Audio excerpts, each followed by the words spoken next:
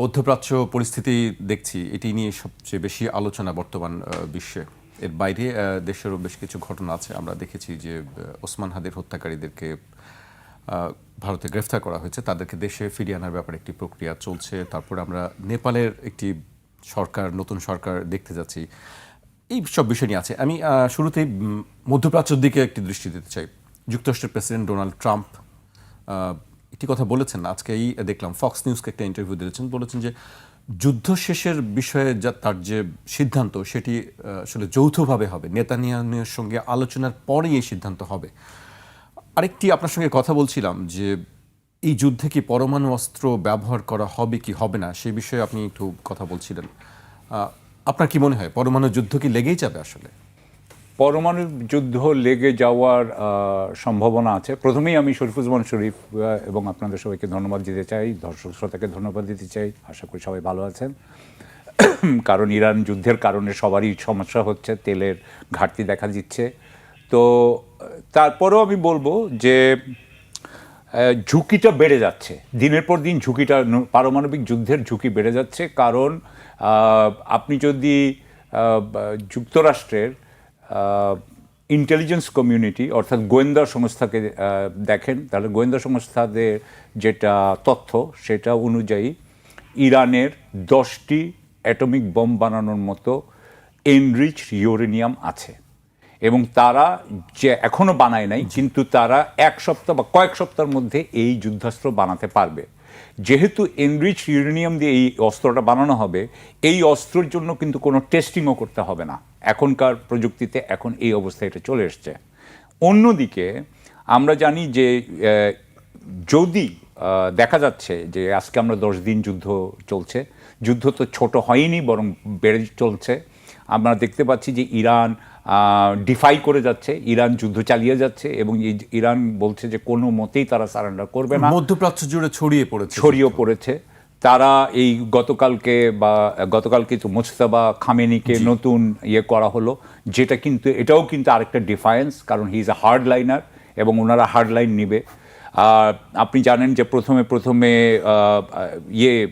আগে হচ্ছিল আপনার তেলের জ্বালানি অবকাঠামো। আপনার সাথে গতবার যখন কথা বলছিলাম তখন জ্বালানি অবকাঠামো, এখন ডিস্যালিনেশন প্ল্যান্টে হিট হয়েছে, সুতরাং মানুষের পানির নষ্ট হয়ে যাচ্ছে। এমনকি ইসরায়েলও ইরানের ডিস্যালিনেশন প্ল্যান্টে আঘাত করেছে, ইরানের জ্বালানি ডিপোতে আঘাত করেছে।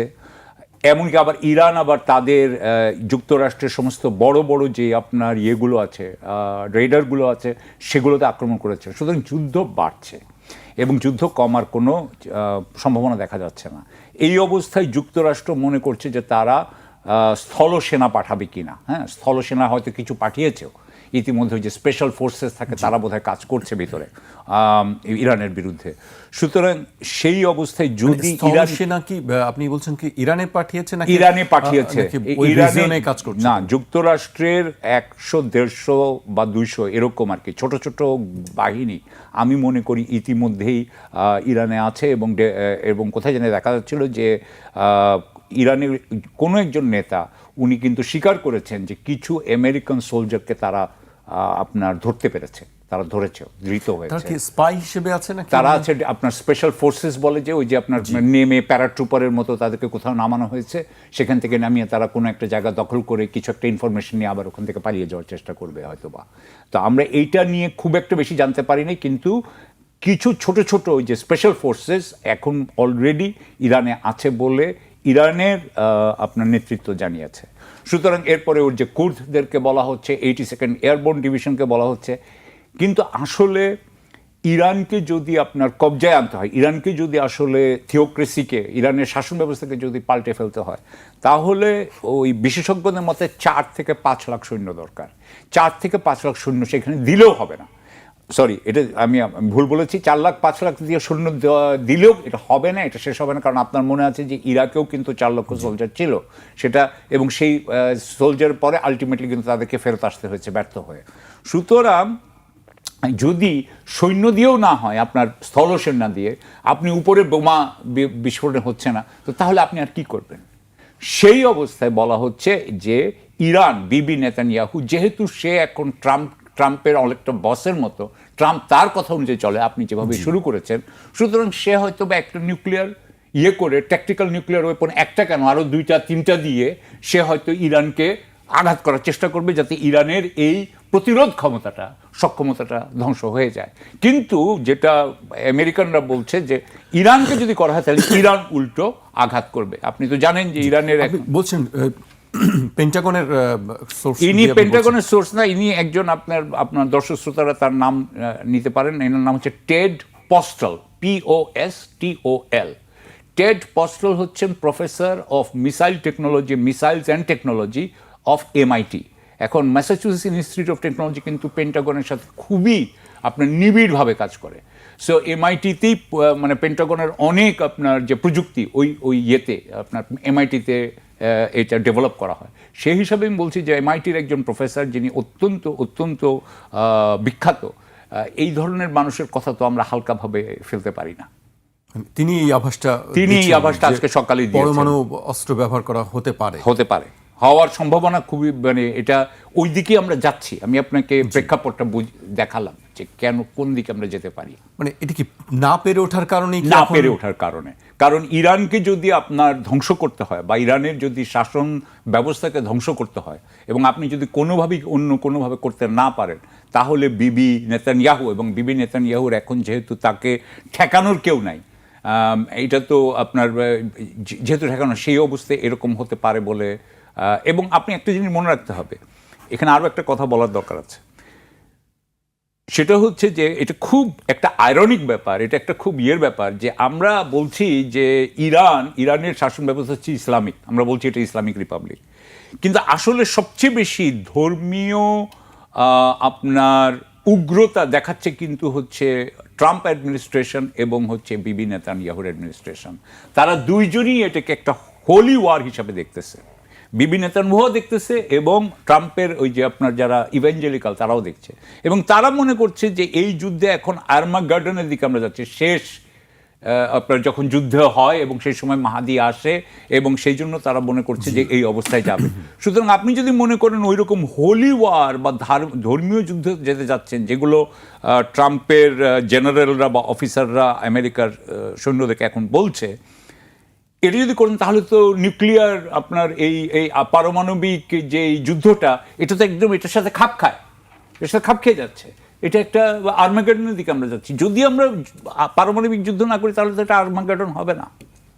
জি, আপনি নিশ্চয়ই একটি ভিডিও দেখেছেন, আমেরিকার ধর্মীয় যারা নেতা আছে তারা ট্রাম্পকে আশীর্বাদ করছেন, এরকম একটা ছবি, আমি একটা ছবি দেখেছি, ভিডিও দেখেছি আমরা।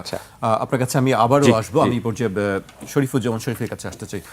পরমাণু যুদ্ধ যদি লেগেই যায়, সেক্ষেত্রে তো আসলে ভয়াবহ একটি বিষয় অপেক্ষা করছে পুরো বিশ্বের জন্যই, শুধু মধ্যপ্রাচ্য নয়। এটার প্রভাব আসলে কি সামলানো যাবে? ধন্যবাদ আপনাকে, ধন্যবাদ সাথের আলোচক এবং দর্শক শ্রোতা। যুদ্ধ ভয়ঙ্কর আকার ধারণ করেছে এবং বিস্তৃত হচ্ছে। তবে আমার কাছে ইতিবাচক দিক হলো, ইরানকে আমরা যতটুকু দুর্বল ভেবেছিলাম, ইরান তার থেকে অনেক গুণ শক্তিশালী। আমরা যে ধ্বংসযজ্ঞের খবরগুলো পাচ্ছি, এটা ইরানের ভেতরে যে ধ্বংসযজ্ঞ সেগুলোর খবর পাচ্ছি। কিন্তু পশ্চিমা নিয়ন্ত্রিত মিডিয়া তারা কিন্তু ইসরায়েলের ভেতরে কি হচ্ছে এটি কাউকে জানতে দিচ্ছে না। এর ভেতর থেকে বোঝা যায় যে নিয়ন্ত্রণের জায়গাটা যেমনিভাবে তাদের প্রকট, বিভিন্ন জায়গা তারা নিয়ন্ত্রণ করছে। দ্বিতীয়ত, ইরান এত আক্রমণ করার পরেও ইসরায়েলের ভেতরে কোনো কিছুই যে হচ্ছে না, এটিকে কেউ বিশ্বাস করে? এবং যদি ক্ষয়ক্ষতি না হয়, তাহলে ক্রমশই ইসরায়েল এবং আমেরিকা যে আগ্রাসী রূপ ধারণ করেছে, যখন একজন শক্তিশালী মানুষকে আপনি যখন আঘাত করবেন, তিনি সেটিকে সামলে নিয়ে আরও শক্তি নিয়ে আসার চেষ্টা করে, কারণ সে মনে করে যে এটি তার আত্মমর্যাদার বিষয়। আমেরিকার সেই জায়গাটায় চলে গেছে, এবং আমেরিকার কাছ থেকে আমরা যে তথ্যগুলো এর আগে জেনেছি, সেই তথ্যের মধ্যে প্রচুর ভুল তথ্য, মিথ্যা তথ্য আছে। আজ থেকে 3 মাস আগে হঠাৎ করে আমরা দেখলাম যে বাংকার বিধ্বংসী যে তারা বোমা ফেলেছিল, পৃথিবীর সবথেকে শক্তিশালী বোমা, এবং তারপরে ট্রাম্প কি বলেছিলেন, ইরানের পরমাণু কর্মসূচি আমরা ধ্বংস করে ফেলেছি, এবং তার কয়েকদিন পরে দেখা গেল যে সেটি সঠিক ছিল না। আজকে ইরানকে যেভাবে চারিদিক থেকে আষ্টে পৃষ্ঠে আটকে ফেলা হচ্ছে এবং প্রচুর দালাল তৈরি হচ্ছে। আপনি দেখছেন যে গতকালকে আরব লীগ তাদের যে স্টেটমেন্ট, এই স্টেটমেন্টটা আমেরিকার সিআইএর থেকে, আমেরিকার যে তাদের যে ইনফরমেশন উইং থেকে যে স্টেটমেন্ট করা হয় প্রায় হুবহু। তারা অভিযুক্ত করছে ইরানকে। ইরান কেন নিজে নানা রকমের স্থাপনায় আশপাশে হামলা করছে? আরে যেখানে হামলা করছে এটা তো আমেরিকার দালালদের উপরে হামলা করছে। যখন একটা দেশ এইভাবে আক্রান্ত হয় তখন সে যে কোনো মাধ্যমে প্রতিরোধ করার নৈতিক অধিকার তার থাকে। এখানে কোনো গ্রামার মানা হচ্ছে না। এখন আপনি যে প্রশ্নটি করেছেন যে এর প্রভাবটা কি হবে, এই শেষ পর্যন্ত আমেরিকা এই কাজটা করবে কিনা, যদিও ট্রাম্পকে তার আইন প্রণেতাদের মেজরিটি সাপোর্ট করেছে যে এই যুদ্ধে তাদের যুক্ত হওয়ার, তাকে সমর্থন করে। আবার আপনি যদি সংখ্যাটা দেখেন সম্ভবত 48 এবং 52, অর্থাৎ যুদ্ধের বিপক্ষে ওপিনিয়ন কিন্তু একেবারেই কম না, একেবারে কাছাকাছি। সুতরাং আমেরিকার সমাজের ভেতর থেকেও এক ধরনের প্রতিরোধ কিন্তু ইতিমধ্যেই শুরু হয়েছে, বিক্ষোভগুলো হচ্ছে, কারণ এর ভেতর থেকে তাদের ইকোনমিতে একটা প্রভাব পড়া শুরু করেছে। আমরা শুধুমাত্র আমাদের বাংলাদেশে অথবা আমাদের মতন যে দেশগুলোতে তারাই যে আক্রান্ত হবে বিষয়টা না। আমেরিকার যে খরচের যে হিসাবগুলো আসছে এটি কতদিন সে টেনে নিয়ে যেতে পারবে, এবং এটি তো তার এক ধরনের ব্যবসা, যুদ্ধ ব্যবসা। আমরা অবশ্যই চাইব আমাদের জাতিসংঘের মতন ঠুটো জগন্নাথ যারা আছে এগুলো শেষ, এদের দিয়ে কখনো আর এরা ক্রমশই আমেরিকা এক একটা জায়গায় আগ্রাসন চালায়, যুদ্ধ চালায়, যুদ্ধ বাদিয়ে দেয়, এবং এর ভেতর থেকে প্রমাণিত হয় যে এই প্রতিষ্ঠানগুলো আসলে তার কোনো ভিত্তি নেই। তবে ইরান শুধুমাত্র, আমেরিকা শুধুমাত্র তো ইরানে আক্রমণ করেনি, এর ভেতর থেকে সে আরও কয়েকটা দেশকে মেসেজ দিতে চাইছে। সে যদি দেখে তার টার্গেট আছে, এরপরে কিউবার টার্গেট আছে, তার আরও আশপাশে আরও অনেকেই টার্গেট আছে, তার না থাকলেও তার যে সাথে যে যমজ ভাই ইসরায়েল, তার টার্গেট আছে, তার উদ্দেশ্য আছে, এবং সে যখন গণ্ডগোলে জড়িয়ে যায় তখন তার বড় ভাই এসে তার পাশে দাঁড়ায়, আমেরিকা। সুতরাং ইসরায়েলের টার্গেট আছে অনেকগুলো দেশ। এখানে যদি আমেরিকা পরাজিত হয়, তার শক্তি, তার দম্ভ, এটি যদি ইরানকে বশ্যতা স্বীকার করাতে না পারে তাহলে সে চূড়ান্ত আক্রমণে যাবে না, এটি নিশ্চিত করে বলা যায় না। ভাই আমার থেকে আর ভালো বলতে পারবেন। তবে আমি যেটা সংশয় প্রকাশ করি বা সন্দেহ প্রকাশ করি, তারপরেও বুশ যেভাবে ব্যর্থ হয়ে গেছেন, ট্রাম্পও সেভাবে ব্যর্থ হবে। আপনি খেয়াল করবেন যে এতদিন বলা হয়েছিল ইরানের সমস্ত মানুষ এই শাসনের অবসান চায়, রেজিম পরিবর্তন চায় এবং তারা রাস্তায় নেমে আসবে। তারা কিন্তু রাস্তায় নেমে আসেনি এখন পর্যন্ত। ইরানের ভেতর থেকে ইরানের শাসকদের বিরুদ্ধে তারা নানা সময় এর বিরুদ্ধে কথা বলেছে, কিন্তু এই যে যুদ্ধ শুরু হওয়ার পর এখন পর্যন্ত কিন্তু তাদের প্রতিক্রিয়াটা আমরা দেখছি না। যদিও এই যে পশ্চিমা মিডিয়া তারা কিন্তু একটু কোনো জায়গায় কোনো ধরনের ঘটনা ঘটলে তাৎক্ষণিকভাবে সেটিকে অনেক বড় করে প্রচার করে। এই যে পরাজয়ের যে আশঙ্কাগুলো, পরাজয়ের যে সম্ভাবনাগুলো আছে আমেরিকার, ট্রাম্পের, তিনি তার সম্মান, তার আভিজাত্য এবং তার শক্তিমত্তাকে টিকিয়ে রাখার জন্য এবং প্রতিবেশীদেরকে, সারা পৃথিবীকে ভয় দেখানোর জন্য সর্বশেষ এই ধরনের অস্ত্র ব্যবহার করবে না, এটি নিশ্চিতভাবে বলা যায় না। তবে বিভিন্ন জায়গায় সারা পৃথিবীতে এই যে পরমাণু যুদ্ধবিরোধী যে ধরনের অ্যাক্টিভিটিগুলো ছিল, আমি মনে করি যে সেই অ্যাক্টিভিটিগুলো এখন বাড়ানো দরকার, এগুলোকে বিস্তৃত করা দরকার। আপনার কাছে আমি আবার আসবো, এই পর্যায়ে আমি আবার সাকিব আলীর কাছে আসতে চাই। সাকিব ভাই, এই যে ভয় দেখানোর যে কথা দেখছি আমরা, এরপরে কিউবা, গ্রিনল্যান্ড, বিভিন্ন জায়গায় আমরা হামলা করবো, এরপরে এটা দেখবো, সেটা দেখবো, বা এই যে যুদ্ধ চলছে, এগুলো কি থামানোর কেউ নেই, বন্ধ করার কেউ নেই? না, এমনিতে ব্যাপার হচ্ছে যে এই মুহূর্তে আমেরিকাতে আসলে সবচাইতে গুরুত্বপূর্ণ, সবচাইতে ক্ষমতাশালী ব্যক্তি হচ্ছেন আপনার সেনেটররা এবং কংগ্রেসম্যানরা। তারা ইচ্ছা করলেই তারা যদি এখন একটা রেজলিউশন করতো যে যেটা 48-52 ভাই যেটার কথা বললেন, সেটা যদি 52-48 উল্টো দিকে হতো তাহলে কিন্তু আটকানো যেত, কিন্তু এখন পর্যন্ত সেইটুকু যায়নি। কিন্তু বাইরের কোনো শক্তি, আরেকটা বড় শক্তি আছে, আরেকটা বড় শক্তি আছে, আমি মনে করি সবচেয়ে বড় শক্তি আসলে সিনেটরদের থেকেও বড় শক্তি হচ্ছে জাকারবার্গ, যারা ওখানকার অলিগার, যারা অ্যাপলের মালিক, গুগলের যে আপনার মেটা, আমাদের ইলন মাস্ক, এরকম ধরেন পিটার থিয়েল, এরকম ধরেন 7-8 জন লোক আছে। এই 7-8 জন ব্ল্যাক রকের বলতেই হবে ল্যারি ফিঙ্ক। সুতরাং এই যারা আপনার ফাইন্যান্সিয়াল গোল্ডম্যান স্যাক্সের যারা ধরেন হেড, এই লোকগুলোও যদি তাকে বলে যে তুমি আটকাও, তো তাহলে তার উপরে একটা চাপ আসবে বলে আমি মনে করি। এখন পর্যন্ত বোধহয় সেটা করা হয় নাই বলে আমি মনে করি। কিন্তু প্রথম কথা, তেলের দাম, যদিও তেল কিন্তু তারা আমেরিকার তেল লাগে, মানে সে নিজেই স্বয়ংসম্পূর্ণ অলমোস্ট, কিন্তু তার তেলের দামটা নির্ভর করে হচ্ছে গিয়ে মার্কেটের উপরে। যেহেতু হরমুজ প্রণালী হয়েছে, সুতরাং অলরেডি এটা $3 থেকে আরম্ভ করে বেড়ে $3.50 উপরে চলে গেছে। সুতরাং এটা যদি $4 হিট করে, এটা $4 হিট করা খুবই তাড়াতাড়ি কথা। এটা করলে কিন্তু উনার মিড টার্ম ইলেকশন যেটা হতে যাচ্ছে ট্রাম্পের, কিন্তু এটাতে হেরে যেতেই হবে। সেখানে একটা কথা আসে যে ট্রাম্প মিড টার্ম ইলেকশন করবে বা করতে দিবে কি না, এটা নিয়েও কিন্তু অনেকের চিন্তা আছে। কারণ 276 বছরে আসলে আমেরিকা এইরকম হুমকিতে পড়ে নাই বা এইরকম ঝুঁকিতে পড়ে নাই, গণতন্ত্র যে শেষ হয়ে যাবে এইরকম ঝুঁকিতে কিন্তু সে কখনো পড়েনি ট্রাম্পের আগে। ট্রাম্প এখন এটা করার একটা সম্ভাবনা কিন্তু আছে বলে মনে হয়। যদি ইলেকশন হয়, মিড টার্ম ইলেকশন আমরা ধরে দিচ্ছি যেটা 90% চান্স যে ইলেকশন হবে, তাহলে সে হেরে যাবে। এবং আমি আপনার এখানেও বলেছিলাম আগে যে এটা হতে হতে তো নভেম্বর মাস, সুতরাং সেই নভেম্বর পর্যন্ত এটা যদি চলে, তো তাহলে অবশ্যই ট্রাম্পের জন্য খুবই অবস্থা খারাপ।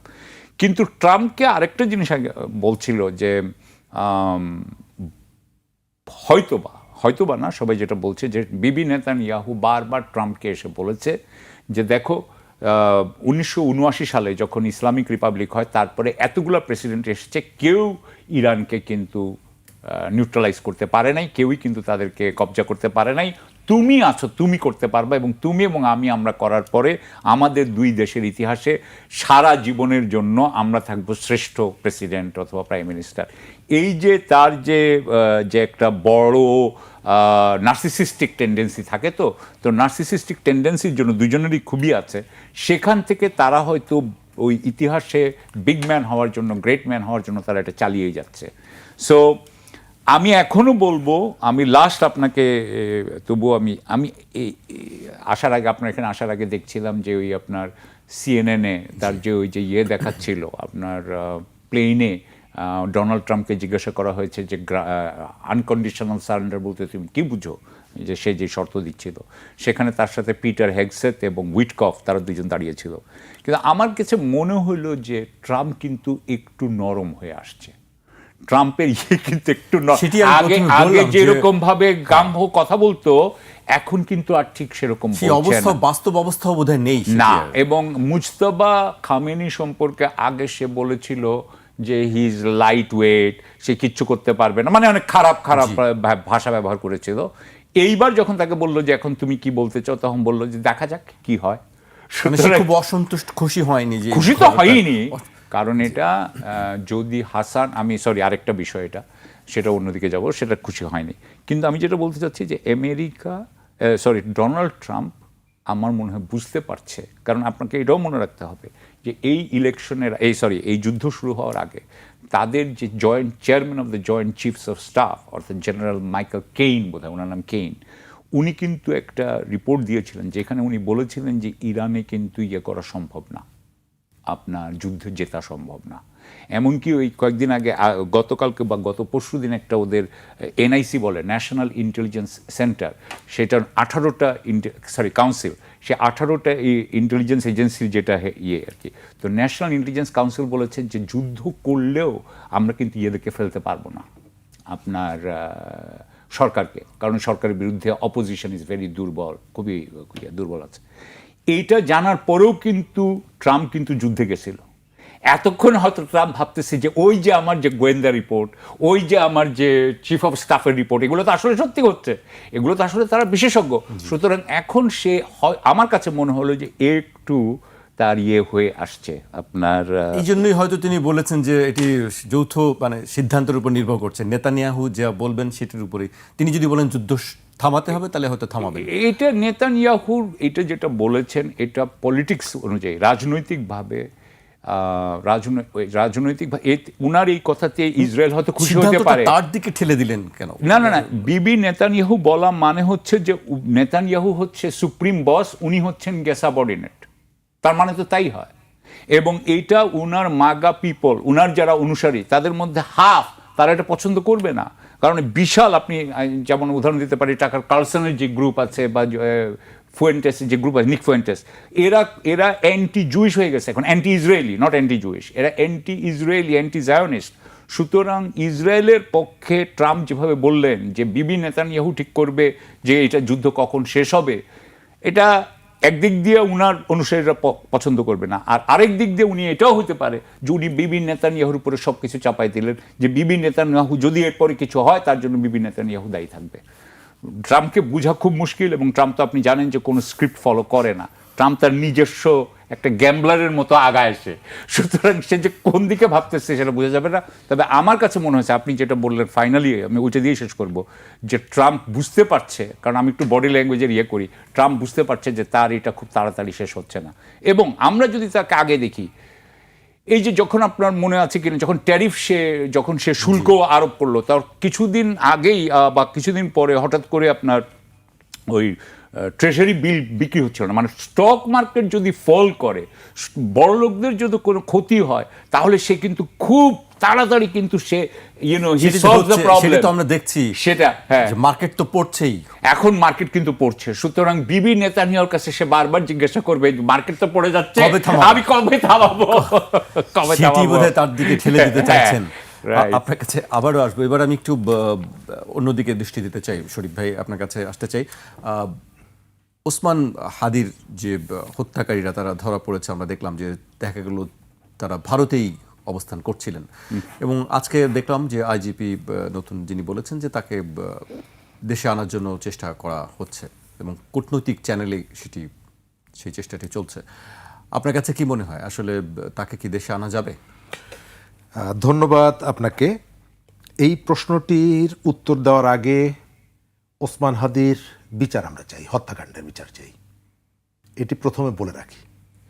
দ্বিতীয়ত, বাংলাদেশের সাম্প্রতিক সময়ে যতগুলো হত্যাকাণ্ডর ঘটনা ঘটেছে তার মধ্যে সবথেকে রহস্যময় ঘটনা হলো এটি, যে হত্যাকাণ্ড নিয়ে সমাজের মধ্যে বিভাজন বিভক্তি এটি প্রকট হয়েছে, আবার এটিকে ক্যাশ করে রাজনৈতিক সুবিধা নেওয়ারও চেষ্টা হয়েছে সব থেকে বেশি, কারণ তার সাথে মানুষের একটা ইমোশন জড়িত ছিল। আবার কোথাও কোথাও তাকে কেন্দ্র করে একটা হাইপ তোলারও চেষ্টা করা হয়েছে, তার পেছনে রাজনীতি ছিল। ভারতে খুনিরা ধরা পড়েছে, আমাদের এই সমাজের মধ্যে আমাদের দর্শক যারা আছেন, এই দর্শকদের মধ্যেও হয়তো কেউ কেউ বিশ্বাস করে নিয়েছিলেন, বিদেশ থেকে যখন ইউটিউবাররা প্রচার করেছিল যে এই খুনিদেরকে আমাদের বিশেষ কোনো বাহিনী তাদের নিয়ন্ত্রণে রেখেছে, তাহলে তাদের সেই যে বিশ্বাস সঠিক ছিল না, সেই প্রচারণাটা যে মিথ্যা ছিল, এবং বাংলাদেশের সেনাবাহিনীকে ইমেজ নষ্ট করার জন্য যে সেটি করা হয়েছিল, সেটি তো প্রমাণিত হলো যে খুনিরা এখানে ছিল না, তারা ভারতের মধ্যে ছিল। তাহলে আমাদের এখানে যারা প্রচার করেছে যে এই খুনিদেরকে আমাদের সেনাবাহিনী আশ্রয় দিয়েছে, এটি সঠিক ছিল না। তারা বিভিন্ন কারণে সেনাবাহিনীর বিরুদ্ধে কুৎসা রটনা করা, ঘৃণা তৈরি করার একটা দীর্ঘ পরিকল্পনার জায়গা থেকে এই কাজগুলো করে। সুতরাং তাদের ব্যাপারে ভবিষ্যতে তাদের তথ্যের ব্যাপারে সবাই সতর্ক থাকবেন, এক। দ্বিতীয়ত হচ্ছে, এই হত্যাকাণ্ড আওয়ামী লীগ এবং ইন্ডিয়া ঘটিয়েছে, এই ধরনের একটা প্রচার আছে। তাহলে ইন্ডিয়ার ভেতরে, ইন্ডিয়া যাকে দিয়ে হত্যাকাণ্ডটা ঘটিয়েছে তাকে তো আশ্রয় প্রশ্রয় দিয়ে রাখার কথা। বাংলাদেশে আওয়ামী লীগের সাথে তার ভালো সম্পর্ক ছিল, এবং বাংলাদেশে শেখ হাসিনাকে সে তো তার দেশে নিয়ে রাজার হালে রেখেছে। আমাদের এখানে বিচারে তার সর্বোচ্চ সাজা হয়েছে মৃত্যুদণ্ড, কিন্তু তাকে তো ভারত তার দেশের মধ্যে একেবারে সব ধরনের সাপোর্ট দিয়ে বিলাসবহুল জীবনযাপনে সব ধরনের সাপোর্ট তাকে দিচ্ছে, এবং তাকে ফেরত দিবে না, এই যে বিষয়গুলো বলছে। তাহলে যে খুনিদেরকে দিয়ে ভারত ওসমান হাদিকে হত্যা করালো, সেই খুনিদেরকে তার দেশে কেন গ্রেপ্তার করলো, কেন তাদেরকে 14 দিনের রিমান্ড নিল? তার অর্থ হচ্ছে এই প্রচারণাটাও নিয়েও সন্দেহ করার সংশয় প্রকাশ করার আপনার যৌক্তিকতা আছে। আমাদের এখানে এই হত্যাকাণ্ড নিয়ে এই ধরনের অসংখ্য প্রোপাগান্ডা চালিয়ে একদিকে ইউটিউব ব্যবসা বাড়ানো হয়েছে, আবার অন্যদিকে সমাজের মধ্যে একটা অস্থিরতা তৈরি করা হয়েছে। আমি যতটুকু ধারণা করছি, ভারত এবং ভারতের এখন যারা ক্ষমতায় আছেন তারা এখানকার পাবলিক সেন্টিমেন্টটাকে তারা মোটামুটি তাদের বিবেচনার মধ্যে নিচ্ছেন। এবং আপনি খেয়াল করবেন যে তারা কতগুলো জায়গায় তাদের দৃষ্টিভঙ্গির পরিবর্তন আনছেন। এক, বাংলাদেশের সাথে বাংলাদেশ কিন্তু এই উপসাগরীয় যুদ্ধে শুরু হওয়ার পর, ইরান যুদ্ধ শুরু হওয়ার পর আমাদের জ্বালানির যে ক্রাইসিসটা তৈরি হয়েছে, গতকালকে দেখলাম, এটি আমরা কয়েকদিন ধরে বলছি যে ভারতের যেহেতু তেল আমদানি করার একটা অবারিত সুযোগ আছে, সেই কারণে আমরা তাদের কাছ থেকে এই বিপদের সময় কোনো সহযোগিতা পাই কিনা। গতকালকে এই আলোচনাটা হয়েছে এবং ভারতের পক্ষ থেকে একটা ইতিবাচক দৃষ্টিভঙ্গি দেখানো হয়েছে। আমাদের সাথে তাদের যে ভিসা সংক্রান্ত জটিলতাটা ছিল সেটি কিন্তু বরফ গলা শুরু হয়েছে, তারা কতগুলো পরিবর্তন চায়। আমার ধারণা এই হত্যাকাণ্ডের সাথে যারা যুক্ত, ভারত তাদেরকে হয়তো আমাদের দেশে আইন অনুযায়ী, আইন মেনে আমাদের এখানে তারা ফেরত দিবে। বিএনপি নতুন সরকার, আমরা চাই এই হত্যাকাণ্ড নিয়ে যে ধরনের শক্তিগুলো নানাভাবে এখানে প্রোপাগান্ডা ছড়িয়ে আরেকটি প্রশ্ন আসে শরীফ ভাই, আমি যোগ করি, তাহলে অন্যদের ক্ষেত্রে যেটি প্রত্যর্পণের কথা বলা হচ্ছে, যে আজকেও বলা হচ্ছে যে শেখ হাসিনা সহ, গতকালকে মির্জা ফখরুল ইসলাম আলমগীর বলেছেন যে সেখানে বসে বাংলাদেশকে অস্থিতিশীল করার জন্য চেষ্টা করছেন তিনি বিভিন্ন রকম, সেই তাদেরকে প্রত্যর্পণের বিষয়টি কি হবে তাহলে? আচ্ছা, এই জায়গাটায় আমি শুরুতেই আপনাকে বলেছি যে শেখ হাসিনাকে তারা পছন্দ করে। শেখ হাসিনাকে টিকিয়ে রাখা, আওয়ামী লীগের যারা ওখানে আছে তাদেরকে নিরাপদে রাখা, এর সাথে ভারতের একটা স্বার্থ সংশ্লিষ্ট বিষয় আছে। দীর্ঘদিন তাদের দ্বারা পরস্পর যে সুবিধাগুলো পেয়েছে, কৃতজ্ঞতার একটা ব্যাপার আছে। সেই কারণে সে জনমতকে উপেক্ষা করে এই কাজটা করছে। কিন্তু ওসমান হাদির হত্যাকাণ্ডীদের সাথে তার যদি কোনো সংযোগ থাকতো, তাহলে সে এতগুলো মানুষকে, আপনি আওয়ামী লীগের এত নেতাদেরকে সে আশ্রয় দিতে পারে, ওসমান হাদির এই খুনিদেরকে সে আশ্রয় দিয়ে রাখতে পারতো না? সেই সুযোগটা তার ছিল। তার অর্থ হচ্ছে যে প্রচারটা করা হয়েছে, সেই প্রচারটা সম্ভবত সঠিক না। কি ভাই, যে কূটনৈতিক চ্যানেল দিয়ে ফেরানোর কথা বলা হচ্ছে হাদির হত্যাকারীদের, সেটি কিভাবে সম্ভব হবে? কি মনে হয় আপনার কাছে, যে তারা কি ফেরত দিবে? সেটা প্রথম কথা হচ্ছে, আমাদের তো বহির্গমন চুক্তি আছে। সেই বহির্গমন চুক্তি অনুযায়ী যে এটার শর্তগুলো আছে, সেই শর্ত অনুযায়ী যেটা হবে যে আমাদের যে আপনার জাজমেন্ট, বিচারিক যে রায় আছে ওই আপনার হত্যাকারীদের বিরুদ্ধে, তদন্ত যেটা আছে, বিচারিক রায় যেটা আছে, সেগুলো নিয়ে ওদের ওখানে জমা দিতে হবে। এবং জমা দেওয়ার পরে তাদের নিশ্চয়ই এটা একটা বিচারিক ডিসিশন হতে হয়।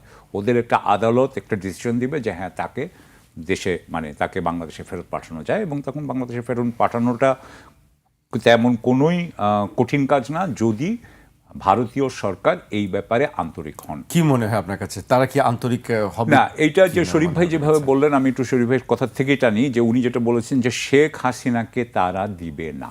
আমি ধরেন আমরা এইভাবে একটু বলি যে শেখ হাসিনাকে তারা দিবে না, এটা ধরে নেন। তো শেখ হাসিনাকে তারা দিবে না, এমনকি আপনি যদি শেখ হাসিনাকে এটাও করেন, আমি যেটা মনে করি যে ধরেন তাকে যাবজ্জীবন কারাদণ্ড করা হলো, তার ফাঁসি, মৃত্যুদণ্ড উঠিয়ে দেওয়া হলো, মৃত্যুদণ্ড থাকলে তো পাঠানোই যাবে না, ধরেন তারপরেও তারা পাঠাবে বলে আমি মনে করি না। কিন্তু শেখ হাসিনাকে না পাঠানোর কারণে, আওয়ামী লীগ নেতাদেরকে না পাঠানোর কারণে, বাংলাদেশে প্রত্যর্পণ না করার কারণে বাংলাদেশের সাথে ভারতের সম্পর্ক অত্যন্ত সংকুচিত হয়ে রয়েছে, হ্যাঁ, অত্যন্ত সীমাবদ্ধতার মধ্যে দিয়ে যাচ্ছে। তো সেই অবস্থায় তারা বলতে চায়, আমি যেটুকু মনে করি, যে তারা আপনাকে সিগন্যাল দিচ্ছে, অর্থাৎ তারা তাকে দুইজনকে গ্রেফতার করলো, এই হত্যাকারীদেরকে তারা আগে থেকেই জানতো তারা কোথায় আছে, তারা গ্রেফতার করলো, আগে কিন্তু তারা এটাকে অস্বীকার করেছিল, সুতরাং তাদের কিন্তু কথাবার্তাও কিন্তু সত্য না থাকে না।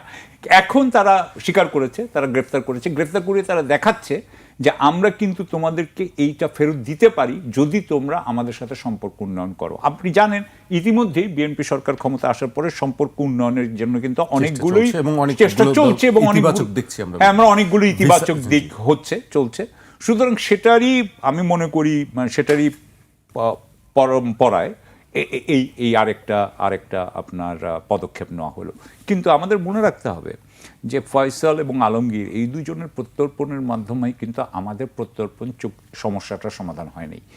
ভারতের সাথে আমার ব্যক্তিগতভাবে আমি আমার কূটনৈতিক জীবনে যেটা দেখতাম যে ভারত কিন্তু কখনোই কোনো কাজ স্পষ্টভাবে সমূলে কিন্তু মানে রিজলভ করে না, মানে এটা লাগিয়ে রাখে, আর অন্তত বাংলাদেশের ব্যাপারে এবং অন্যান্য নেবারদের ব্যাপারে।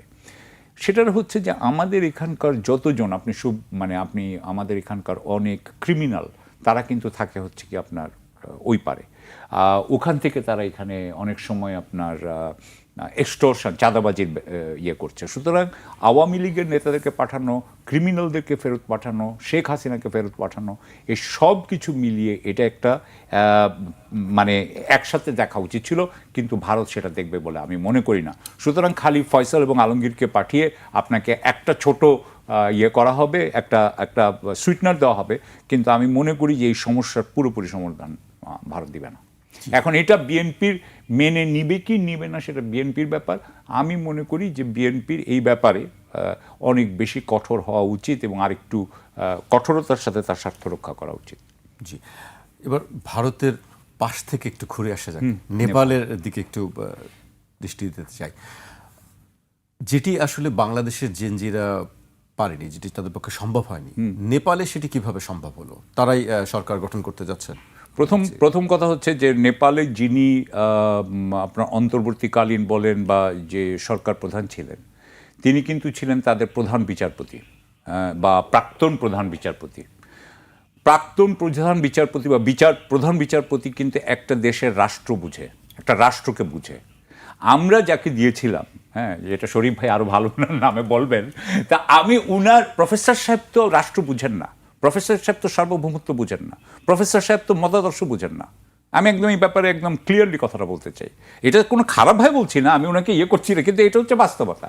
যেহেতু উনি বুঝেন না, সভরেন্টি বুঝেন না, সেই জন্য উনি দেখেন ওনার সময় আমেরিকার সাথে যখন আপনার নেগোশিয়েট করা হয়েছে, তখন বাংলাদেশ কতটুকু সার্বভৌমত্ব খর্ব হচ্ছে এই ব্যাপারে কিন্তু আমরা কোনো কথা শুনি নাই। আমি এই জন্য বুঝাতে চাচ্ছিলাম যে একটা দেশের একটা রাজনৈতিক শক্তিকে জাগরণ করতে হলে কি লাগে সেটা আমাদের প্রফেসর সাহেব বুঝতেন না। উনি ছিলেন খুবই transactional, which is okay, I mean that's how he is. এবং আমাদের মানে যে সুশীল গ্রুপ ওনাকে সাপোর্ট দিয়েছে বা দূতাবাসগুলো সাপোর্ট দিয়ে উনাকে দিয়েছে, উনি তখন কি করলেন, এই যে ছাত্র নেতাদের যাদের আসলে উচিত ছিল এই দেশের যে বিপ্লব বা অভ্যুত্থান, যে অভ্যুত্থানের পিছনে যে বিপ্লবাত্মক চিন্তাটা ছিল, যেই চিন্তার কারণে মানুষ প্রাণ দিয়েছে, মানুষ আহত হয়েছে, হাসি মুখে আহত হয়েছে, এই জিনিসটাকে কিন্তু তারা বাড়িয়ে ওঠার চেষ্টা করেনি। আপনারই রাস্তার আরেকটু সামনে তারা কি করেছে, তারা একটা ভালো অফিস নিয়েছে। তারা কি করেছে, তাদের যেখানে তাদের মেইন কনস্টিটুয়েন্সি, তাদের মেইন সাপোর্টার হওয়া উচিত ছিল ছাত্র এবং আহতরা এবং যারা যুদ্ধ করেছে, যেই জনসাধারণের যেই অংশ যুদ্ধ করেছে তাদেরকে নিয়ে একত্রিত করা উচিত ছিল। রাজপথে যারা লড়াই করেছে, যাদের নেতা হিসেবে তারা এসেছে, কিন্তু তারা সেটা না করলে তারা কি করলো, তারা যে আমি যেটা দেখলাম যে তারা একটা বড় জায়গায় অফিস নিল, তারা 5 তারকা হোটেলে আপনার কি খাওয়ানো, ইফতার খাওয়ার আরম্ভ করলো। তাদের সবচেয়ে বড় ইফতার খাওয়ানো উচিত ছিল তাদের আহতদের, কারণ তারা হচ্ছে তাদের ভাই, তাদের ভাইয়ের ওই ভাইয়ের রক্তের উপর দিয়ে তারা এসছে এখানে। কিন্তু আমি দেখলাম যে এটা কিছুই তারা বুঝলো না। তারা অনেকটা, আমি আপনাকে যেটা বলছিলাম যে দেখেন এনজিওগুলো কীভাবে কাজ করে, এনজিওর যারা কর্ণধার থাকেন তাদের কিন্তু দেখবেন যে মেইন কাজটা হচ্ছে আন্তর্জাতিক গ্রুপের সাথে, আন্তর্জাতিক যারা সাহায্য সংস্থা দেয়, যারা সাহায্য দেয় তাদের সাথে তারা খুব দরম মরম করে, এই ইন্টারকন্টিনেন্টালে ঘুরে। আর কি করে, তারা কিছু লোক হায়ার করে যে যারা কি করে গরিব মানুষদের সাথে কাজ করে, গরিব মানুষদের সাথে কাজ করে একটা রিপোর্ট বানায়, সেই রিপোর্টটা দিয়ে আপনার ওই এইডের এই মানে সাহায্য সংস্থাকে দিলে ওনারা ওনাদেরকে কিছু টাকা পয়সা দেন। এটি তো বেসিক্যালি ব্যবসা। সো এইখানে আমরা দেখতে পাচ্ছি কি করলেন উনি, ইউনূস সাহেব যেটা ওনাদেরকে ছাত্রদেরকে শেখাইলেন, যে ছাত্ররা কি করলো, বড় বড় পাওয়ারফুল লোকদের সাথে যে বসে গেল এবং গরিবকে ভুলে গেল, এবং গরিবেরকে কিছুদিন মাঝে মাঝে একটু একটু কিছু দেওয়া, ওই যে কি ওই আপনার ফাউন্ডেশন থেকে 2-1 টাকা পয়সা বাস দিয়ে, ওই এনজিও অবস্থা দিয়ে, এনজিও স্টাইলে পলিটিক্যাল পার্টি করা যায় না। সেটাই আমার মনে হয় এনসিপি দেখিয়েছে। এখানেই রাজনীতিও এনজিও স্টাইলে। আপনার কাছে নতুন একটি বিষয় শুনলাম, আমি এ পর্যায়ে শরীফ ভাইয়ের কাছে আসতে চাই। নেপালের গণ অভ্যুত্থানে যারা নেতৃত্ব দিয়েছিলেন আজকে তারা ক্ষমতায় তার প্রান্তে। আমাদের এখানে এটি আসলে কেন সম্ভব হয়নি? একই প্রশ্ন আপনার কাছে আমি জানতে চাই। হ্যাঁ, ধন্যবাদ। তরুণদের উপরে ভর করে আমাদের এই সাউথ এশিয়ায় 3টা দেশে কিন্তু সরকার পরিবর্তন হয়েছে। প্রথমে শ্রীলঙ্কায়, তারপরে বাংলাদেশে, তারপরে নেপালে। আপনি শ্রীলঙ্কার অবস্থাটা যদি দেখেন, এবং সেখানেও কিন্তু এই ধরনের গোষ্ঠীর শাসন ছিল, তাদের অর্থনীতি, তাদের রাজনীতিতে বিভাজন ছিল, কিন্তু সেখানে কতগুলো ইতিবাচক দৃষ্টিভঙ্গি নিয়ে গণ অভ্যুত্থানে অংশগ্রহণ যারা করেছিলেন তাদের মধ্যে কেউ কেউ এগিয়ে এসেছেন এবং তার ফলাফলটা তারা পেয়েছেন। শ্রীলঙ্কায় যারা ক্ষমতায় আছে, জেভিসি নামে একটা রাজনৈতিক দল, তারা আদর্শিকভাবে বামপন্থী এবং তাদের বিরুদ্ধে একসময় তাদের দেশে 2টি গণ অভ্যুত্থানের চেষ্টা এবং তার ভেতর থেকে প্রায় 40,000 তাদের দলের কর্মী হত্যাকাণ্ডের শিকার হয়েছিল এবং তারা দীর্ঘ সময় ক্ষমতার বাইরে তো ছিলই, নানা রকমের নির্যাতনের মুখেও ছিল, কিন্তু গণ অভ্যুত্থানে তারা খুব সিনসিয়ারলি অংশগ্রহণ করেছে এবং এই অংশগ্রহণ করার পরে মানুষের কাছে সে যে আস্থাটা অর্জন করেছে এবং এই আস্থাটা দিয়ে তার আগের যে পার্লামেন্ট, সেই পার্লামেন্টে তাদের সদস্য সংখ্যা ছিল 6 জন, সেখান থেকে প্রায় 200-র কাছাকাছি পরবর্তী নির্বাচনে তারা বিজয়ী হয়েছে, আসন পেয়েছে। তার আগের নির্বাচনে, রাষ্ট্রপতি প্রেসিডেন্ট নির্বাচনে তাদের কাস্টিং যে ভোটের 2-2.5% ভোট তারা পেয়েছিলেন, কিন্তু পরের নির্বাচনে তারা আবার বিজয়ী হয়েছেন। আমাদের এখানে কেন হলো? আমাদের এখানে যাদেরকে আমরা সামনে রেখে রাস্তায় নেমেছিলাম তারা আমাদের সাথে বিশ্বাসঘাতকতা করেছে। অভ্যুত্থানটা কিসের বিরুদ্ধে হয়েছিল? বৈষম্য। আমাদের সমাজের মধ্যে বৈষম্যের যে পকেটগুলো, আপনি এই ছাত্র নেতাদের কোথাও কিন্তু শুনেছেন যে তারা শিক্ষার বৈষম্য, চিকিৎসার বৈষম্য, আঞ্চলিক বৈষম্য এগুলো নিয়ে কখনো কথা বলতে? না। তারা সবসময় গলার শির উঁচু করে একে ধরবো, তাকে মারবো, তাকে খেয়ে ফেলবো, এর বাইরে আপনি কোনো কথা কি তাদের কাছ থেকে শুনেছেন? যে গণ অভ্যুত্থানে গরিব মানুষের পার্টিসিপেশন ছিল সব থেকে বেশি, তারা স্বজন হারিয়েছে। আমাদের কোনো এলিটের সন্তান হারাননি কেউ, ভাই আত্মীয় স্বজন হারাননি, হারাক সেটি আমরা চাই না, কিন্তু হারিয়েছে গরিব মানুষ। সেই গরিব মানুষকে আপনি প্রত্যাখ্যান করেছেন, সেই গরিব মানুষের স্বার্থের কথা আপনি বিবেচনা আনেন নাই, সেই গরিব মানুষ আপনার প্ল্যানের মধ্যে ছিল না, বরং আপনি এখানে বিভাজনটা বাড়িয়েছেন। আপনি টার্গেট করেছেন শেখ মুজিবের বাড়ি ভাঙতে হবে, আপনি টার্গেট করেছেন শহীদ মিনার ভাঙতে হবে, 21শে ফেব্রুয়ারি পালন করা যাবে না, রমনার বটমূল্যে হামলা করতে হবে, ছায়ানট ভাঙতে হবে, প্রথম আলোতে জ্বালিয়ে দিতে হবে।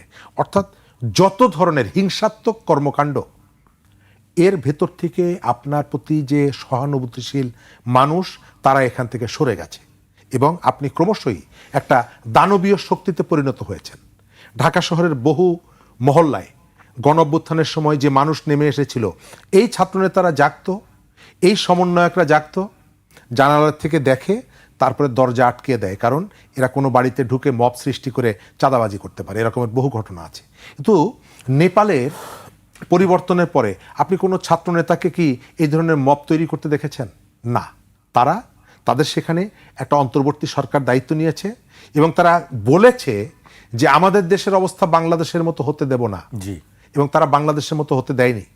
এই মব স্টারদেরকে তারা কোনো স্পেস দেয়নি, তারা অন্যায় করেছে। সেখানে যত গণ অভ্যুত্থানের সময় সহিংস ঘটনা যতগুলো ঘটেছে, তারা কিন্তু স্পষ্ট করে বলেছে যে আমরা কাউকে ছাড় দিব না, আমরা আইনের দৃষ্টিতে যে অপরাধ করেছে তার বিচার করবো, আর আমাদের এখানে ইনডেমনিটি দিতে হচ্ছে, কারণ এই যে চাঁদাবাজি, এই যে গুন্ডামি, এই যে মাস্তানি, এই যে মানুষের চাঁদা করা, শক্তি দেখানো, এগুলোর থেকে তাদেরকে নিষ্কৃতি দিয়েছে। আমি তো মনে করি যে আমাদের শুধুমাত্র গণ অভ্যুত্থানে এই তরুণদের বিপথে তারা যায়নি, এইগুলোর পেছনে আমি প্রধানত দায়ী করি আমাদের সাবেক প্রধান উপদেষ্টাকে। তার হাতে যে সুযোগটা এসেছিল সেই সুযোগটা তিনি কাজে লাগাননি। ভাই যথার্থ বলেছেন, তরুণরা তুমি এসে ঢাকা শহরের সব থেকে বিলাসবহুল জায়গায় ইফতারের কথা বলেছেন। আমি জাস্ট তথ্যটা দিয়ে দেই, গত বছর ইফতার হয়েছিল বিশিষ্ট ব্যক্তি কূটনীতিকদের সম্মানে 5 স্টার হোটেলে, আর জুলাই অভ্যুত্থানের আহত এবং শহীদ পরিবারের সদস্যদেরকে কোথায় ইফতার করেছিল জানেন? সোহরাওয়ার্দী উদ্যানে। অর্থাৎ আপনি শুরুতেই বিভাজন করেছেন। তাদের যে সম্ভাবনাটা ছিল, তাদেরকে মানুষ যেভাবে গ্রহণ করেছিল তারা নিজেরাই সেটিকে নষ্ট করে ফেলেছে। কিন্তু নেপালের শিক্ষার্থীরা সচিবালয়ের 14 তলার মধ্যে উঠে বলে নাই যে পরীক্ষা বাতিল করতে হবে। তারা গিয়ে তাদের যে স্থাপনাগুলো ভাঙেনি, তারা তাদের অমুক দলকে নিষিদ্ধ করতে হবে সেটি বলেনি, তারা গিয়ে তাদের হেরিটেজগুলোকে আঘাত করেনি, তারা তাদের ঘরে বাইরে যেখানে সেখানে ফ্যাসিস্টের অনুসারী দোসর তাদেরকে খুঁজে বের করেনি, অন্যের সভা সমাবেশে হামলা করেনি। এবং এর ফলাফল নেপাল চমৎকারভাবে গণ অভ্যুত্থানের ভেতর থেকে মানুষের যে পরিবর্তনের যে স্বপ্ন, সেই স্বপ্নটাকে তারা একটা নির্দিষ্ট জায়গায় আনতে পেরেছে, যেটা আমরা পারিনি। কেন? আমাদের যে লিডারশিপ আমরা যাদেরকে সামনে দিয়েছিলাম এরা সব অসৎ, রাজনৈতিকভাবে অসৎ, অর্থনৈতিকভাবে অসৎ, এবং সেগুলো তারা দেখিয়েছে। দাদার সম্পত্তি, তাদের যে বিলাসবহুল জীবন, কি বলেছে? দাদার সম্পত্তি। তারপরে দেখা গেছে এগুলো ভুয়া। তারা কোথার থেকে টাকা আনে কেউ জানে না, কোথার থেকে এসে মানে বিলাসবহুল হোটেলে থাকে কেউ জানে না। টিউশনি করে চলতো, ক্যান্টিনের বাকি থাকতো, পয়সা দিতে পারতো না। তারা 1 বছরের মধ্যে এই যে পরিবর্তনটা, মানুষ এদেরকে দেখে এদেরকে তো এখন স্বাভাবিকভাবে নেয় না। তারা এখন টিকে আছে, তাদের রাজনীতি বেঁচে আছে অন্যের দয়ার উপরে। জামাতের সাথে তারা যদি ইউনিটি না করত তাহলে এই যে 6টা আসন, এই 6টা আসনও তারা পেত না। জি, আপনার কাছে আবার আসবো, আমি আবার সাকিবের কাছে আসতে চাই। আমরা আজকে আরেকটি দেশের ঘটনা দেখলাম যে জঙ্গল সলিমপুরে একটি অভিযান চলছে। সেখানে বেশ কয়েক মাস আগেও একটি ঘটনা ঘটেছিল। একটি সবচেয়ে বড় জিনিস হচ্ছে যে সেখানে আমরা খবর দেখলাম যে শীর্ষ সন্ত্রাসী যারা আছেন তারা পালিয়ে গেছেন, আগে থেকেই তারা খবর পেয়েছেন, এই হয়তো পালিয়ে গেছেন, বোরকা পরে চলে গেছেন। এইটা কেন? মানে প্রায়ই দেখি যে বিভিন্ন অভিযানের আগে শীর্ষ সন্ত্রাসীরা পালিয়ে যায়, হুট করে তাদেরকে ধরা যায় না। প্রথমত পালিয়ে কেউ যেতেই পারে। যদি ধরেন সব পুলিশ যদি সৎ হয়, সবাই যদি আন্তরিক হয়, তাহলেও হতে পারে। যখন বিদেশে বা ধরেন এমন কিছু কিছু পুলিশ ফোর্স আছে বিদেশে যে যারা খুবই সৎ, সেখানেও এরকম হতে পারে। কিন্তু বাংলাদেশের ব্যাপারে যেটা দেখা যায়, বা ইন্ডিয়ার ব্যাপারে যেটা দেখা যায়, বা আমাদের মতো দেশগুলোতে যেটা দেখা যায়, যে প্রথমত আপনি জানেন যে আমাদের পুলিশের সততা নিয়ে অনেক প্রশ্ন আছে, এবং পুলিশ যে সৎ নয় এই ব্যাপারে অনেকগুলোই আপনার জরিপ হয়েছে, মানবাধিকার সংস্থার রিপোর্ট হয়েছে, নানান ধরনের। সুতরাং সেটা আমাদের প্রমাণ করতে হবে না। যদি আমাদের এটা প্রমাণ করতে না হয়, তাহলে আমরা আরেকটা জিনিস জানি, আপনি যেরকম জানেন যে এখানে আপনার গ্রেফতার বাণিজ্য হয়। অর্থাৎ গ্রেফতার করতে পারলেও বাণিজ্য হয়, গ্রেফতার না করলে আমি যদি পালিয়ে দিতে চাই সেটারও বাণিজ্য হয়। সুতরাং এখানে যে এটা কি বাণিজ্যর মাধ্যমে এই শীর্ষ সন্ত্রাসী পালিয়ে গেল, নাকি সেই শীর্ষ সন্ত্রাসী কারো গাফিলতির জন্য পালিয়ে গেল, সেটা বলা মুশকিল। কিন্তু আপনি দেখবেন যে আমাদের দেশে একটা ঐক্যমত আছে যে পুলিশ যদি চায় সে করতে পারে। অর্থাৎ পুলিশের সক্ষমতার উপরে, পুলিশের দক্ষতার উপরে মানুষ কিন্তু এখনও মানে মনে করে যে তারা একটা দক্ষ বাহিনী, তারা অনেক কিছু জানে, তারা চাইলেই করতে পারে। সুতরাং আপনি যদি সেদিক থেকে দেখেন, শীর্ষ সন্ত্রাসী কেন পালিয়ে যাবে? শীর্ষ সন্ত্রাসী পালিয়ে যাচ্ছে তার মানে সে তার রেট অনেক বেশি। শীর্ষ সন্ত্রাসীকে পালাতে দিতে হলে অনেক বেশি টাকা লাগবে। কম ছোট সন্ত্রাসীর জন্য তো টাকা কম। হিউজ ডিপ্লয়মেন্ট ছিল, আমরা জানি 4000 সৈন্য, 4000 সৈন্যকে চোখের ফাঁকি দিয়ে চলে গেল। সুতরাং আমি যেটা বলবো, প্রথম কথা হচ্ছে যে আমাদের হাতে কোনো প্রমাণ নাই, কিন্তু আমরা আমাদের যে বাস্তবতা, আমাদের যে পারসেপশন অফ রিয়ালিটি, আমরা যেভাবে অনুধাবন করি, আমার মনে হয় আমার সহ আলোচক শরীফ ভাই আমার সাথে দ্বিমত করবেন না, যে আমাদের মনে হয় যে ওই যে আবার গ্রেফতার বাণিজ্য নিয়ে যেটা বললাম, এমনকি আমাদের এই যে জুলাই বিপ্লবের পরে বা জুলাই অভ্যুত্থানের পরে একটা মার্ডারের জন্য 200-300 লোককে আসামি করা হইতো, এবং ওই পয়েন্ট অফ ভিউ থেকে চিন্তা করে আমি বলতে চাচ্ছি যে এখানে আমার মনে হয় যে একটা গাফিলতি হয়েছে, বা এখানে একটা অসৎ, এখানে একটা টাকার লেনদেন হয়ে গেছে বলেই পেরেছে। আমরা বক্তব্য শুনছিলাম সাকিব ভাইয়ের। শরীফ ভাই, আরেকটি বিষয়, যেহেতু আসামি ছেড়ে দেওয়ার কথা আসছে, মামলা বাণিজ্যের কথা আসছে, অনেক বিষয় নিয়ে আলোচনা হচ্ছে। আমরা কালকে দেখলাম ফরিদপুরে একটি ঘটনা, আপনি নিশ্চয়ই দেখেছেন, একটি ছবি ঘুরছে সব জায়গায়, ফুলের মালা গলায় দিয়ে ফরিদপুরে আওয়ামী লীগ নেতাকে বিএনপি নেতা স্বাগত জানিয়েছেন। দুজনের গলায় মালা দেখেছি আমরা। আমি এটি বলার আগে একটু যুক্ত করি আর কি। ছোটবেলায় স্কুলের মাঠে আমি হয়তো কিছু একটা দুষ্টামি করেছিলাম, তো আমাদের শিক্ষক ছিলেন রব স্যার, তিনি আমাদের এক বন্ধু আঙ্গুরকে পাঠিয়েছেন আমাকে ধরার জন্য।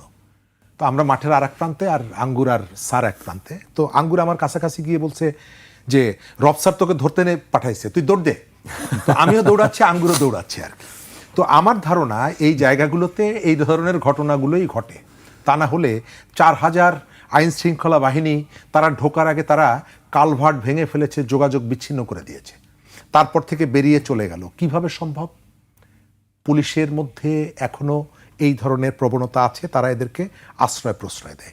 কয়েকদিন আগে সাভারে 16 লক্ষ টাকা একটা জিরা ট্রাক আটকে একজন পুলিশ কর্মকর্তা 16 লাখ টাকা নিয়েছে, এবং এটার জন্য শুধুমাত্র তাকে ক্লোজ করা হয়েছে তার দায়িত্ব থেকে পুলিশ লাইনে। তো এই ধরনের যে পুলিশ অপরাধ করবে, অপরাধ করলে তার দৃষ্টান্তমূলক শাস্তি না হওয়ার কারণে এটি যদি অনুসন্ধান করা যায়, এর ভেতর থেকে অনেকেই তথ্য জানা যাবে যে এরাই, এই সন্ত্রাসীরা পুলিশকে ম্যানেজ করে এই কাজগুলো করে। সেটি বন্ধ হোক আমরা চাই। ফরিদপুরের যেটা বলেছেন, রাজনীতিতে সুবাতাস যদি ফিরে আসে, আমরা তো চাই। এটাকে শুধু পুলিশকেই ম্যানেজ করতে হয় নাকি বিভিন্ন জায়গায় ম্যানেজ করতে হয়? বিভিন্ন জায়গায় দৃশ্যমান থাকে পুলিশ, বাকিদেরকে আমরা দেখি না, নেতাদেরকে আমরা দেখি না। আপনি যে ফুটেজগুলো আমরা দেখেছি জঙ্গল সলিমপুরের, এর আগে সেখানে কিন্তু পুলিশ হত্যাকাণ্ডের ঘটনা ঘটেছে, র্যাবের কর্মকর্তা হত্যাকাণ্ডের ঘটনা ঘটেছে। তারপরেও এই যে নিজেদের সহকর্মী হত্যাকাণ্ডের পরেও সেখানকার শীর্ষ সন্ত্রাসী বোরকা পরে পালিয়ে যায়, কেউ না কেউ তাকে সহযোগিতা করেছে। অর্থাৎ তারা নিজেরাও যদি আক্রান্ত হয়, তারপরেও যে কখনো কখনো একটু শক্ত হওয়া দরকার, সেই অনুধাবন, সেই ভাবনাটা তাদের মধ্যে নেই। পয়সা দিয়ে সব কিছু ম্যানেজ করা যায়। ফরিদপুরের যেটা রাজনীতিতে ইতিবাচক সুবাতাস আসুক আমরা চাই। যিনি গ্রেপ্তার হয়েছিলেন, জেলে ছিলেন, আমার ধারণা যে নির্বাচনী ভোট এই জায়গাগুলোতে তিনি হয়তো কোনো উপকার করেছেন কারো, তার প্রতিদান, তা না হলে তো এটি হওয়ার কথা না। তবে আমাদের এখানে প্রচুর মিথ্যা মামলা, মামলাবাজি এগুলো হয়েছে, এগুলো আর না হোক। যারা কেউ যদি নিরপরাধ কোনো মানুষ থাকে, জেলের মধ্যে আটকে থাকে, তারা মুক্তি পাক, এটা চাই। আর রাজনীতিতে সুবিধাবাদিতা না, যদি সুবাতাস আসে, সৌহার্দ্য আসে, অবশ্যই সেটিকে অ্যাপ্রিসিয়েট করব। জি, আমি শেষ করব। আপনি এই বিষয়ে আসলে রাজনীতিতে সুবিধাবাদীর বিষয়গুলোকে কিভাবে দেখছেন? একেবারে শেষ করব, আমরা শেষ পর্যায়ে চলে এসেছি। আমি যেভাবে, আমি কিন্তু পার্সোনাল, আমি ওনার ছবি দেখি নাই, তবে আমি একটা জিনিস বলতে চাই যে আমার একটা হচ্ছে যে আমাদের দেশের বড় বড় দলগুলা যে পলিটিক্যাল ইকোনমি, সেটা হচ্ছে করাপশন বেসড। সো এই দিক থেকে বড় বড় দলগুলা যে একজন আরেকজনের মর্ম বুঝে, সেটা খুবই স্বাভাবিক। তবে আমি যেটা মনে করি, আমার তো আওয়ামী লীগের কারো প্রতি কোনো পার্সোনাল কোনো নাই, তবে আমি মনে করি যে এই দলটা এইটা একটা মাফিয়া অর্গানাইজেশন, এবং আমি এটা প্রুভ করতে চাই। আমি এটা প্রুভ করতে পারবো, আমি এটা যুক্তি দিয়ে আমি প্রুভ করতে পারবো। আপনার এই শেষমেশ আর বলছি না। সুতরাং মাফিয়া অর্গানাইজেশনকে এটা, কিন্তু হ্যাঁ, এটার অনেক সাপোর্ট হয়তো এখানে আছে। আমি মনে করি যে আমাদের দেশে তাদের যে সাপোর্ট আছে, সেই সাপোর্টটাকেও আস্তে আস্তে চেঞ্জ করা যাবে, পরিবর্তন করা যাবে। কারণ আমি মনে করি না আমাদের দেশের মানুষরা কোনো মাফিয়া অর্গানাইজেশনকে আসলে সাপোর্ট করবে। তবে বিএনপি তাদেরকে করছে। আমি এইটা মনে করি যে আমাদের মধ্যে তো একটা সুবিধাবাদী থাকেই, পলিটিক্সের মধ্যে, ডেমোক্রেটিক পলিটিক্সের মধ্যে।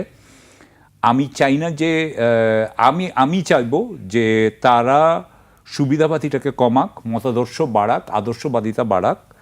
আর দ্বিতীয় কথা হচ্ছে যে তার মানে এই না যে আমি সৌহার্দ্য চাচ্ছি না। আমি ভাইয়ের সাথে কিন্তু একমত এই জায়গায় যে আমাদের পারস্পরিক সৌহার্দ্য থাকতে হবে। কিন্তু একটা দল যদি মাফিয়ার মতো বিহেভ করে, আমি মনে করি সেই দলটাকে আমাদের গ্রহণ করা আমাদের জন্য ঠিক না। এবং যারা এটা গ্রহণ করার কথা বলেন, আমি তাদের সাথে কিন্তু তর্ক করতে রাজি আছি। আমার মনে হয় যে এটা করাটা ঠিক হবে।